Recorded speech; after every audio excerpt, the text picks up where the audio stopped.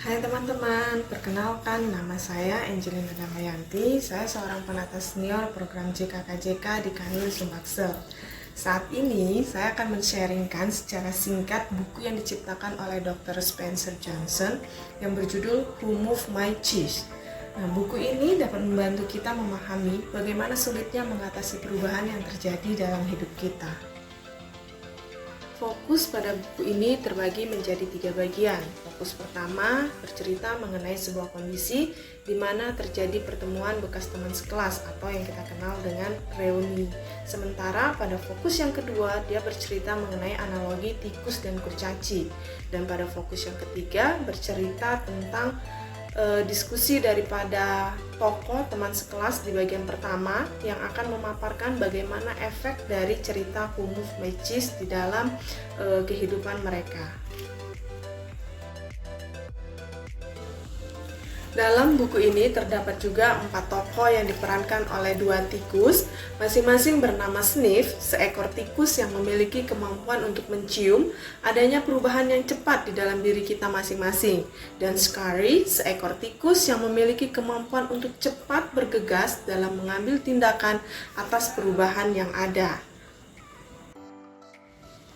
Serta 2 kurcaci masing-masing bernama How. Kurcaci yang baru memulai untuk menyesuaikan diri dengan perubahan yang ada jika ternyata perubahan itu mendatangkan sesuatu yang baik bagi dirinya sendiri.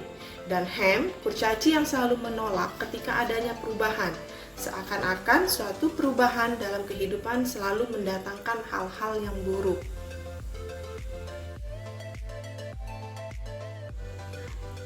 Buku ini menceritakan tentang perubahan yang terjadi di sebuah labirin, di mana terdapat 4 tokoh yang sedang mencari keju. Dalam cerita tersebut, keempat tokoh ini berlarian di dalam labirin. Mereka mencari cheese untuk meningkatkan gizi mereka sekaligus membuat mereka gembira. Nah, sampai akhirnya kerja keras mereka membuahkan hasil. Mereka berhasil menemukan cheese kesukaan mereka di ujung lorong cheese stasiun C. Meski begitu, Sniff dan Scary selalu bekerja keras dan selalu siaga untuk menjaga ketersediaan cheese mereka. Sementara Ham dan How, mereka lebih santai ketika mereka sudah menemukan cheese. Suatu hari, mereka berempat harus menerima kenyataan bahwa cheese yang ada di stasiun C tersebut hilang. Sniff dan Scary tidak heran, karena biar bagaimana mereka sudah tahu bahwa cheese suatu saat pasti berkurang. Tapi Ham dan How sulit menerima cheese mereka hilang. Mereka terus saling menyalahkan satu sama lain dan berkata, siapa yang memindahkan cheese mereka?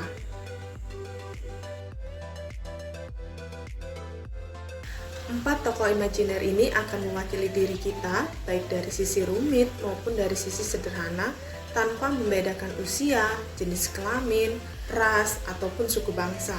Yang manapun bagian kita memiliki ciri yang sama, yaitu kebutuhan untuk menemukan jalan di dalam labirin dan kesuksesan dalam menghadapi perubahan yang terjadi.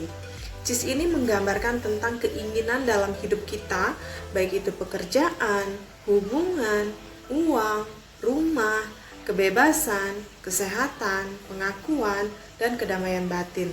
Masing-masing kita memiliki cheese sendiri, di mana kita memiliki semangat untuk mengejarnya, karena kita yakin itu akan membuat kita senang.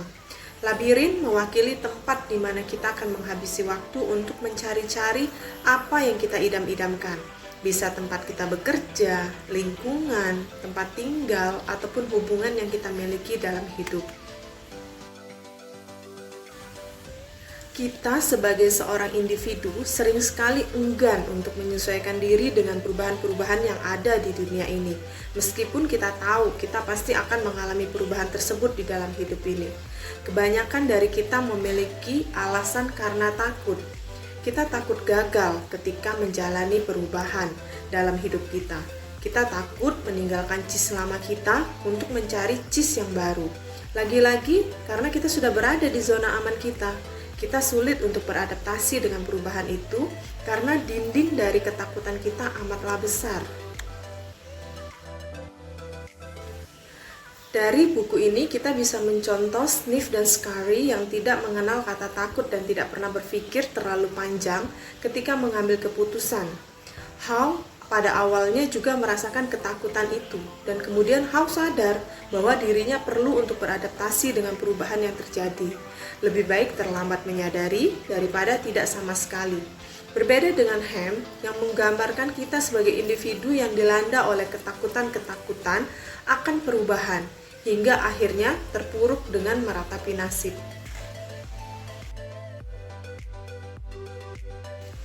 Dalam kehidupan kita, sering sekali kita bertindak seperti Sniff yang mampu mencium perubahan dengan cepat, atau seperti Scary yang secara bergegas mengambil tindakan, atau seperti Ham yang menolak adanya perubahan karena kita takut apabila perubahan itu mendatangkan hal yang buruk, ataupun kita bisa seperti How yang baru mencoba beradaptasi jika melihat perubahan itu ternyata mendatangkan sesuatu yang lebih baik. Suatu perubahan dalam hidup adalah hal yang pasti kita jalani, baik kita sadarin ataupun tidak.